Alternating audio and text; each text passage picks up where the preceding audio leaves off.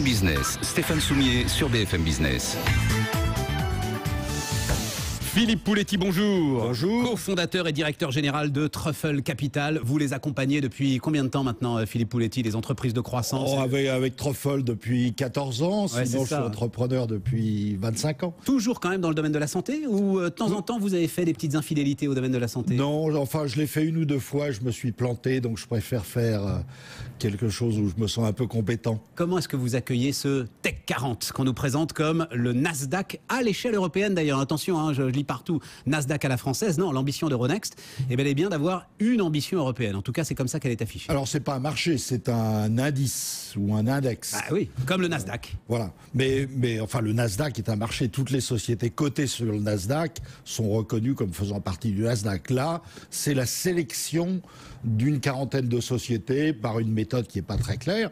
Mais enfin, tout ce qui met en avant les entreprises technologiques, je pense, est une bonne chose. Là où il faut faire attention, c'est comment est défini l'index. Est-ce que c'est objectif ou pas trop objectif? Mais comment ça? C'est jamais forcément objectif, un index. Ça peut pas être objectif. Alors ça peut je vais être même aller plus loin, je vais faire la provocation. Ça ne doit pas être objectif, un index. On voit la catastrophe qu'est, je l'assume, le terme, la catastrophe qu'est aujourd'hui le CAC 40, justement parce qu'on a un indice scientifique, un conseil scientifique. Il faut les deux. Il faut des critères objectifs, financiers ou en biotech, les accords stratégiques ou les essais cliniques. Et puis, il faut du subjectif que les analystes peuvent apporter, par exemple, ou les investisseurs de référence peuvent apporter. L'idée d'abord d'un inventaire à l'après-vert, c'est-à-dire qu'on va des studios de cinéma d'EuropaCorp jusqu'à votre cher Inat Pharma, justement, biotech, qui a passé un accord, c'était quand? C'était extraordinaire, c'était la semaine dernière. On va en dire un mot, Voilà, avec AstraZeneca. Avec AstraZeneca.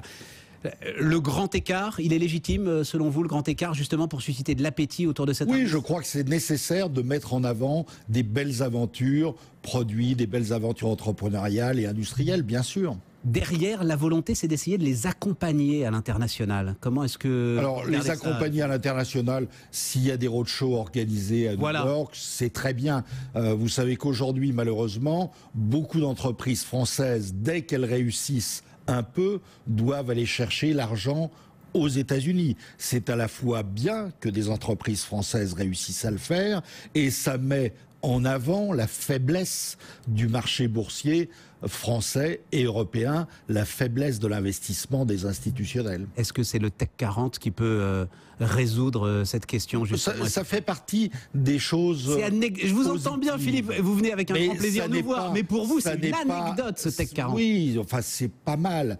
Et puis, c'est pas les sciences de la vie, hein, c'est que la biotech, il n'y a pas la medtech, il faudra corriger un peu ça. Mais l'essentiel... Notamment votre cher Carmat, c'est ça? Non, je veux pas citer, ou Vexim, ou d'autres. Ouais. Mais l'essentiel pour que nos très belles entreprises françaises ne soient pas que des start-up dont l'actionnariat vire à l'ouest dès lors qu'elles ont besoin de 100, 200 ou 300 millions, vous savez quelles sont les réformes.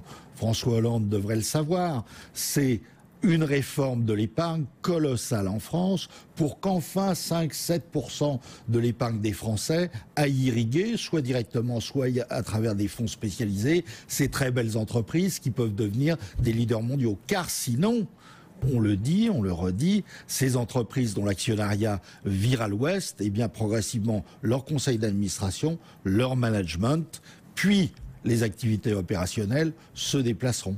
Le Tech 40, finalement, à vous entendre, c'est exactement comme l'affaire la semaine dernière des droits de vote double. C'est-à-dire qu'on est en train de mettre des pansements sans véritablement soigner la blessure, pour rester dans votre domaine médical. Oui, tout à fait. C'est-à-dire, les droits de vote double, ah mon Dieu, l'État va essayer de préserver encore un tout petit peu d'influence face à l'actionnariat international qui monte en puissance, mais il monte en puissance de toute façon. Oui, chaque année, il y a un nouveau truc. Il y a eu les filières industrielles d'Arnaud de Montebourg. Vous vous souvenez, l'équipe de France Biotech, la promesse du ministre de financement réservé. Où sont ces financements aujourd'hui? Ils n'existent pas. Donc il n'y a pas de continuité dans la volonté quand on annonce une grande mesure politique, d'accompagner ces entreprises. Il n'y a rien eu de spécial à travers le grand emprunt, à travers les Non, il y a eu des investissements promesses du ministre qui n'ont pas été appliquées derrière, et les budgets de la BPI, du CGI n'ont pas varié. Donc l'essentiel, c'est enfin de faire les très grosses réformes. Alors bien sûr, les assureurs s'abritent toujours vers Solvency, derrière Solvency, pour dire on ne peut pas acheter plus d'actions, on ne peut pas plus prendre de risques. Mais ce sont les nouvelles normes qui pèsent sur l'assurance. Oui, mais enfin, on sait très bien que mettre 5% dans les sociétés technologiques, c'est possible.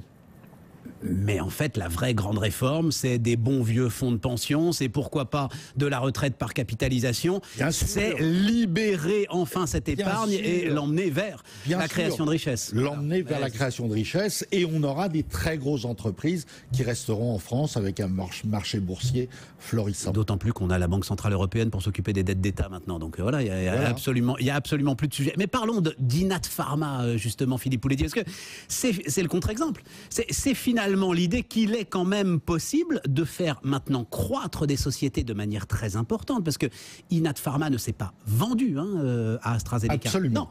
C'est un accord qui concerne un seul produit en développement clinique assez précoce, avec un accord extraordinaire, 1,3 milliard de milestone, dont 250 millions. Que ça veut dire milestone, ça veut dire paiement par étape au fur et à mesure du progrès du médicament dans son développement. Mais 250 millions à la signature. Donc c'est le plus gros accord entre une société de biotech européenne et une société pharmaceutique. Et Inat Pharma s'occupe de la lutte contre le cancer, c'est ça, on est dans ce qu'on appelle l'oncologie. Dans l'oncologie, c'est-à-dire comment permettre à votre système immunitaire de vous débarrasser des cellules cancéreuses. Bon, je vais vous laisser boire un coup parce que vous avez envie de boire un coup, et je vais vous poser une question comme ça un tout petit peu longue sur Carmat. Parce que quand même, depuis le temps qu'on en parle aujourd'hui, j'ai toujours un problème, et on en a parlé ensemble, sur la cotation aujourd'hui de Carmat et sur la cotation de cette prothèse et de ce cœur artificiel.